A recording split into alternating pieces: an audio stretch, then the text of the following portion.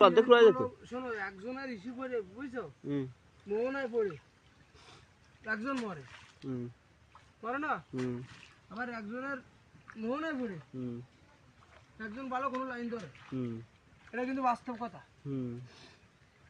দেখবা তুমি খেয়াল করে, এই মানুষের টানের কারণে মানুষ মরে, এই মানুষের টানের কারণে মানুষ বড় কিছু করে না।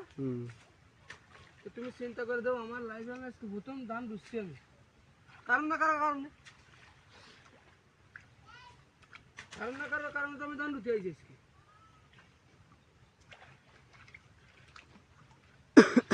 আমার পরিবারের লোকও যদি দেয় যে আমি ধান ঢুকছি, ঠিক আছে, বিশ্বাস করবে না, করে চিনতে পারতো না আমরা কিরা এ কথা কবে।